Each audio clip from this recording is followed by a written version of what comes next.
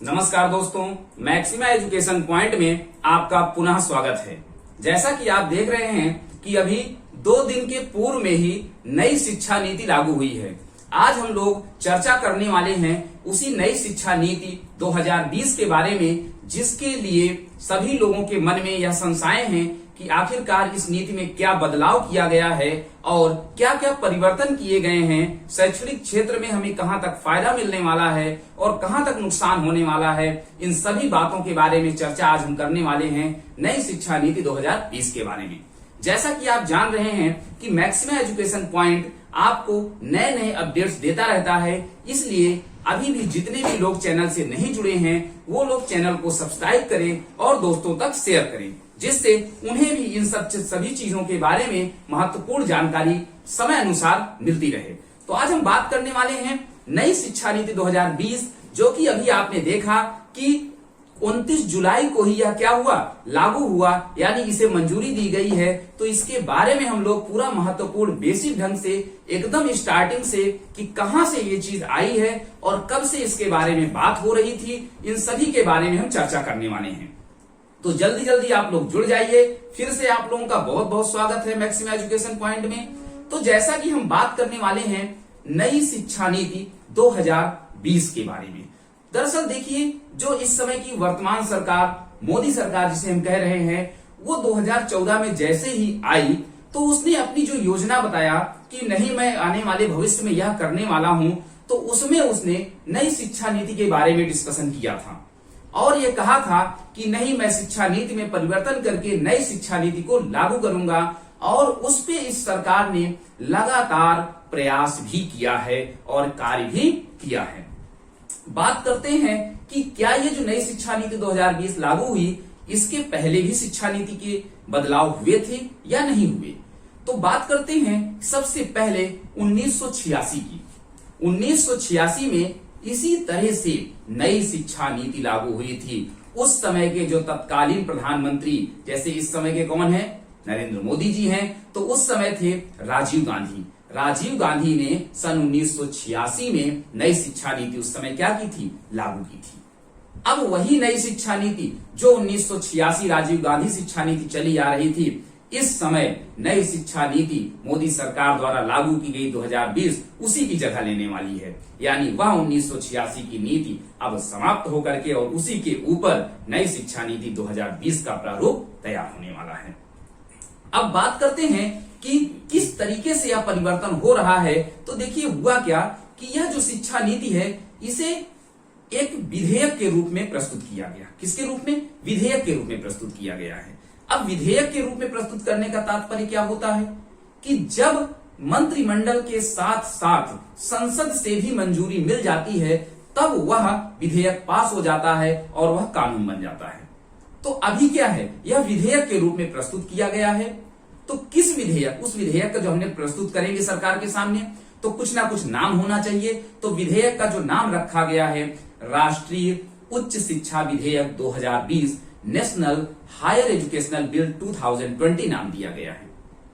इसे मंत्रिमंडल में पहले ही प्रस्तुत किया जा चुका था और अभी तत्काल में ही मंत्रिमंडल ने इसे क्या दी है, मंजूरी दे दी है। अब यह वहां से पास होने के बाद कहां पेश होगा, संसद में पेश होगा। संसद में पेश होगा तो संसद में पारित भी होगा। संसद में पारित होने का तात्पर्य क्या है, राष्ट्रपति के हस्ताक्षर से। राष्ट्रपति अगर हस्तांतरित कर देते, हस्ताक्षर इस पे कर देते हैं, तब यह जो अधिनियम है, विधेयक है, यह पारित हो जाएगा और एक अधिनियम बन जाएगा, एक कानून बन जाएगा और फिर ये बदलाव हमारे सामने देखने को मिलेगा। इसके साथ हम यह भी बात करते हैं कि इस नई शिक्षा नीति की पृष्ठभूमि कहां से ली गई है। तो सबसे पहले बात करते हैं 2015 की। कहां से? 2015 की। तो 2015 में नई शिक्षा की नीति जो थी, उस पर रिपोर्ट देने के लिए पूर्व कैबिनेट सचिव TSR सुब्रमण्यम, कौन थे? TSR सुब्रमण्यम की अध्यक्षता में एक 5 सदस्यीय समिति बनाई गई थी। कब? 2015 में। 2015 में यह जो है सचिव TSR सुब्रमण्यम की अध्यक्षता में एक 5 सदस्यीय समिति बनाई गई थी और उन्होंने इस नई शिक्षा नीति को सरकार के सामने प्रस्तुत किया था। लेकिन सरकार ने इसे रिपोर्ट को स्वीकार ही नहीं किया। फिर बात आती है 2016 की। तो 2016 में एक अंतरिक्ष वैज्ञानिक थे के कस्तूरी रंगन। क्या नाम था? के कस्तूरी रंगन। उनकी अध्यक्षता में एक समिति का गठन होता है और उस समिति में होते हैं कुल 9 सदस्य। कितने? 9 सदस्य होते हैं। और 31 मई 2019 को उस समिति ने, कौन सी समिति ने? 2016 की के कस्तूरी रंगन की समिति ने सरकार को यह रिपोर्ट सौंपते हैं और उसके बाद अभी कुछ ही दिन पहले 29 जुलाई 2020 को मंत्रिमंडल इसे मंजूरी दे देता है और नाम देता है नेशनल हायर एजुकेशनल बिल 2020। यह रही इसकी पृष्ठभूमि। लगातार चैनल पे आप बने रहिए, पूरी की पूरी शिक्षा नीति की जानकारी हम यहाँ आपको देने वाले हैं, इसलिए आप लोग चैनल को सब्सक्राइब करना बिल्कुल भी ना भूलें और उसी के साथ साथ बगल में दिए गए बेल आइकन को भी दबाएं। देखिए, बात करते हैं नई शिक्षा नीति 2020 के बारे में। तो देखिए, पूर्व में बात करेंगे आप, तो देखिए 1986 में इससे पूर्व नई शिक्षा नीति लागू हुई थी, जैसा कि हमने बताया। तत्कालीन प्रधानमंत्री राजीव गांधी ने इसे लागू किया था और नई शिक्षा नीति जो 2020 है वह इसी की जगह लेने वाली है। देखिए क्या परिवर्तन हुआ है, तो इस शिक्षा नीति को एक विधेयक के रूप में तैयार किया गया है। देखिए, विधेयक और अधिनियम में अंतर होता है, ये आप पॉलिटिक्स क्लास में समझ लेंगे। विधेयक का नाम रखा गया है राष्ट्रीय उच्च शिक्षा विधेयक 2020। इंग्लिश में बात करेंगे तो नेशनल हायर एजुकेशनल बिल 2020 नाम दिया गया है। अगर हम इसकी मंत्रिमंडल द्वारा देखिए इसे मंजूरी भी प्राप्त हो गई है। अब संसद में ये पेश होगा और पारित होने के बाद यह एक अधिनियम बन जाएगा। पारित होने का तात्पर्य राष्ट्रपति के हस्ताक्षर से है। इसकी पृष्ठभूमि की बात करेंगे तो 2015 में नई शिक्षा नीति पर रिपोर्ट देने के लिए पूर्व कैबिनेट सचिव TSR सुब्रमण्यम की अध्यक्षता में 5 सदस्यीय समिति का गठन हुआ था। कितने? 5 सदस्यीय समिति का गठन हुआ था, लेकिन रिपोर्ट स्वीकार नहीं की गई थी। तत्पश्चात 2016 में अंतरिक्ष वैज्ञानिक के कस्तूरी रंगन की अध्यक्षता में समिति का गठन पुनः होता है और जिसमें कुल 9 सदस्य रहते हैं। 31 मई 2019 को रिपोर्ट सरकार को दी जाती है। तत्पश्चात कुछ ही दिन पूर्व 29 जुलाई 2020 को मंत्रिमंडल इस पे सहमति देता है, मंजूरी देता है और नेशनल हायर एजुकेशनल बिल 2020 के नाम से यह क्या हो जाता है, हमारे सामने आता है। आप चाहे तो इसे नोट कर सकते हैं क्योंकि परीक्षा की दृष्टि से भी यह महत्वपूर्ण है। अगर आप इसे नोट कर लेंगे, हम 2 मिनट का आपको समय देते हैं, आप नोट करिए और हम बात करेंगे इसके अन्य तथ्यों की ओर। हम यह देखने वाले हैं कि इस जो भी बिल ये बना हुआ है उसमें क्या क्या प्रमुख तथ्य हैं या क्या क्या एलिमेंट हैं, उन बातों पे हमें ध्यान देना है। तो देखिए, सबसे पहली बात यहाँ पे हमें देखिए क्या है प्रमुख तत्व में।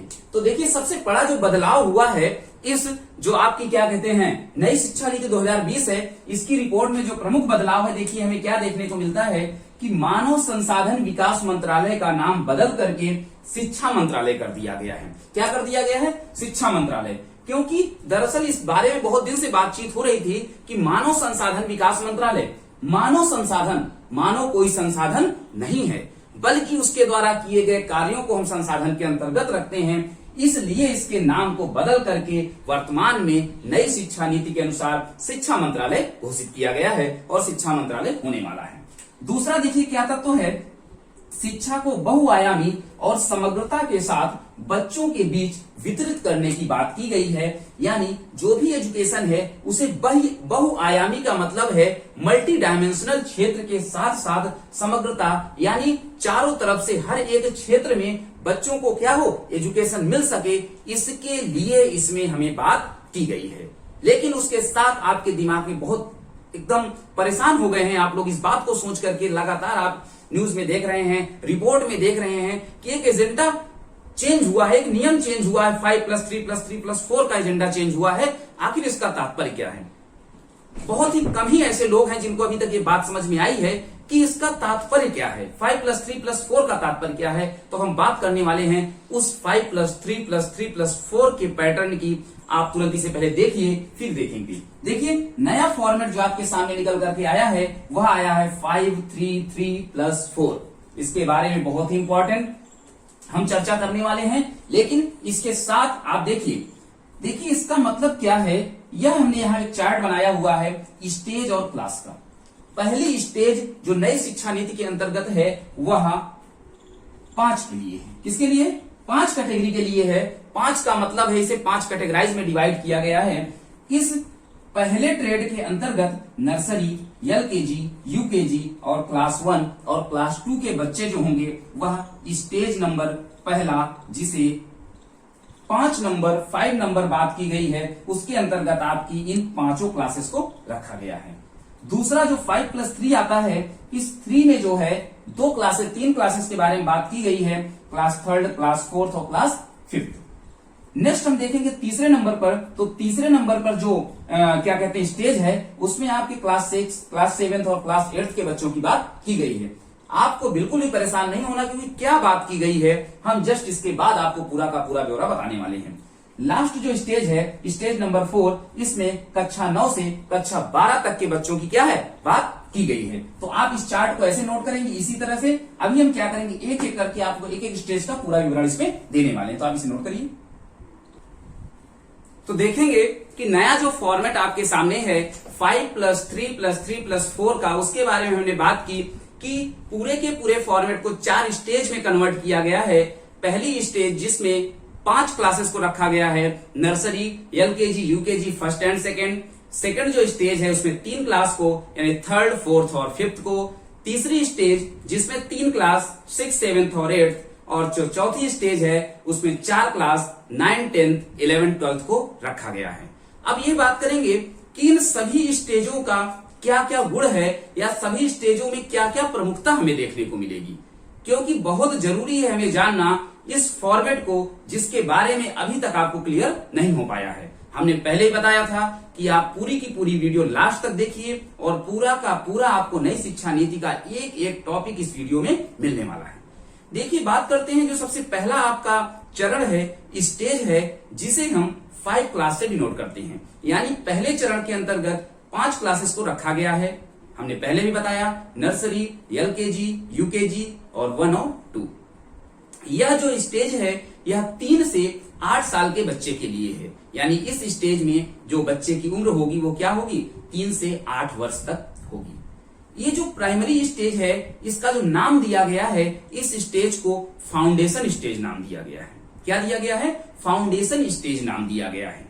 अगर फाउंडेशन स्टेज है तो इसमें किन बातों को ध्यान रखना होगा, तो शिक्षा में रुचि का विकास, यानी बच्चे की क्या रुचि है, क्या इच्छा है, खेलकूद, कला, अन्य गतिविधियों के द्वारा बच्चे की नींव को मजबूत करने की कोशिश की जाएगी।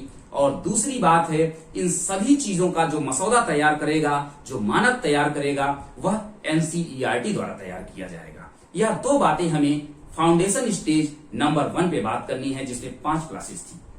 सेकेंड स्टेज है जिसमें 3 क्लासेस, क्लास 3rd, 4th और 5th को रखा गया है। इसके अंतर्गत 8 से 11 वर्ष के बच्चे सम्मिलित किए जाएंगे और इस स्टेज को हम प्रीपरेटरी स्टेज के नाम से जानते हैं।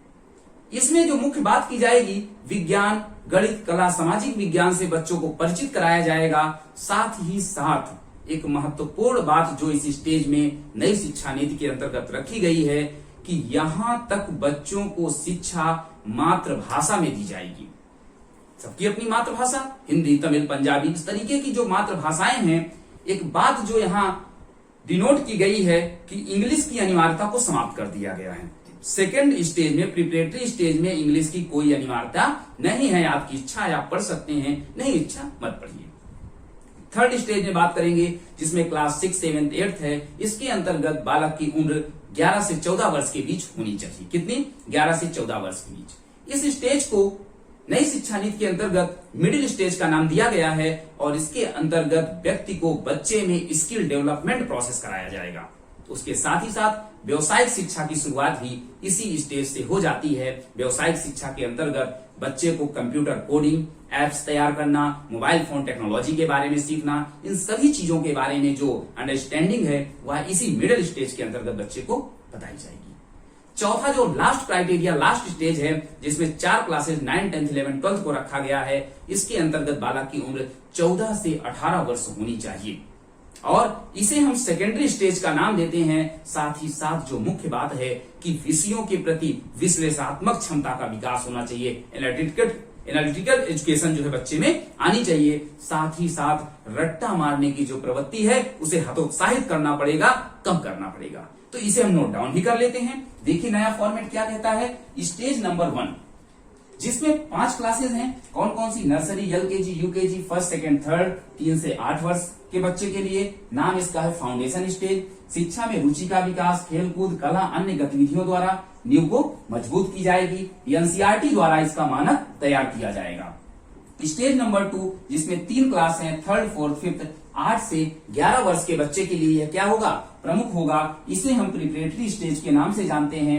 विज्ञान, गणित, कला, सामाजिक विज्ञान से बच्चों को परिचित कराया जाए। यहाँ तक शिक्षा की मातृभाषा में होगी हिंदी, तमिल, पंजाबी, अन्य बहुत सारी मातृभाषाएं हैं। अंग्रेजी की अनिवार्यता को यहाँ से हमने क्या किया, हमने नहीं, ये नई शिक्षा नीति में समाप्त कर दिया है। स्टेज 3 में आप देखेंगे 3 क्लासेस, 6, 7, 8, बालक की उम्र 11 से 14 वर्ष। मिडिल स्टेज नाम दिया गया है। स्किल डेवलपमेंट पर अधिक से अधिक जोर, व्यवसायिक शिक्षा शुरू करने की बात, जिसमें कंप्यूटर कोडिंग, एप्लीकेशन बनाना और कंप्यूटर मोबाइल टेक्नोलॉजी की भी बात इसमें की गई है। लास्ट स्टेज नंबर 4, जिसमें 9, 10, 11, 12, 14 से 18 वर्ष तक की उम्र। साथ ही साथ इस स्टेज का नाम सेकेंडरी स्टेज रखा गया है। विषयों के प्रति विश्लेषणात्मक क्षमता का विकास होना चाहिए और रट्टा मारने की प्रवृत्ति को हतोत्साहित कम करना चाहिए। तो यह भी आपके लिए जो है बहुत ही महत्वपूर्ण है। आप इसे भी ऐसे ही नोट डाउन करेंगे। हम इसके बहुत ही महत्वपूर्ण तथ्यों की भी बात करने वाले हैं जो और भी इसमें बताए गए हैं। आप इसे नोट डाउन करिए। इसे देखने वाले हैं कि इसके आगे और कौन कौन से तथ्यों की बात की जा रही है। तो जो महत्वपूर्ण तथ्य और भी इस नई शिक्षा नीति के अंतर्गत आए हैं, उन तथ्यों में आप देखेंगे कि एक एक करके हम लोग उसके बारे में बात करने वाले हैं। पहला जो है आप देखेंगे कि यह नियम नई शिक्षा नीति में निर्धारित किया गया है कि कक्षा 6 से 9 तक भी सेमेस्टर प्रणाली लागू की जाएगी। जैसे क्या होता था कि परीक्षाएं 1 साल में होती थी, कभी नहीं होती थी, पास कर दिया जाता था। तो उन सब चीज से बचने के लिए देखिए क्या बात की गई है, कक्षा 6 से 9 तक 6 माह पर परीक्षा होगी, अर्थात सेमेस्टर प्रणाली लागू की जाएगी। दूसरा देखिए, यह महत्वपूर्ण तथ्य के अंतर्गत आएगा, रिपोर्ट कार्ड में शिक्षा के अतिरिक्त अन्य गतिविधियों के भी अंक होंगे। मतलब क्या है कि जैसे रिपोर्ट कार्ड में है मार्क्स दिया जाता है, मैथ में इतना, साइंस में इतना, सोशल में इतना, उसके साथ साथ हमें अन्य गतिविधियां जैसे आर्ट एंड कल्चर, संगीत, कंप्यूटर, टेक्नोलॉजी, खेलकूद जैसी और भी ऑप्शन हमें रिजल्ट में बनाने पड़ेंगे और बच्चों को उनमें भी मार्क्स दिया जाएगा। देखिए क्लास 12 के बाद कला वर्ग, विज्ञान वर्ग, वाणिज्य वर्ग की अनिवार्यता समाप्त। Math plus polity, commerce plus history पढ़ सकता है। मतलब जैसे क्लास 12 के बाद क्या था कि जो साइंस का स्टूडेंट है वो साइंस में, जो आर्ट का है वो आर्ट में, जो कॉमर्स का है वो कॉमर्स में जाता था। लेकिन अब ऐसा नहीं होने वाला। अब जो है इस स्ट्रीम को समाप्त करके यह नई शिक्षा नीति में बदलाव किया गया है कि व्यक्ति मैथ पढ़ना चाहता है तो मैथ के साथ वह पॉलिटी, हिस्ट्री जैसे विषय भी ले सकता है। यानी एक दूसरे जो संकाय के विषय हैं उन्हें आपस में समग्रित करके भी वह पढ़ सकता है। देखिए अगली बात है, बहुस्तरीय प्रवेश निकासी प्रणाली विकसित करने की बात की गई है। देखिए 1 वर्ष की पढ़ाई में इसका मतलब क्या, बहुस्तरीय प्रवेश निकासी प्रणाली विकसित करने का मतलब है कि अगर बच्चा जैसे बीएससी कर रहा है या बीए कर रहा है, उसने अगर 1 वर्ष की डिग्री ली है तो 1 वर्ष के बाद उसने पढ़ाई पूरी कर दी, छोड़ दिया, तो अब क्या होता है, उसका पढ़ाई बेकार हो जाती है। लेकिन इस नई शिक्षा नीति में यह बताया गया है कि अगर उसने 1 साल पढ़ाई की है तो 1 साल का सर्टिफिकेट उसे दिया जाए। अगर उसने 2 साल पढ़ाई की है तो 2 साल का उसे सर्टिफिकेट या डिप्लोमा दिया जाए। अगर उसने 3 साल 4 साल में अपने डिग्री को पूरा किया है तब भी उसे परिपूर्ण डिग्री दी जाएगी। इस तरीके से होगा क्या कि व्यक्ति का 1 साल का जो कोर्स है उसका अनुभव, उसका नॉलेज का सर्टिफिकेट उसे मिल जाएगा।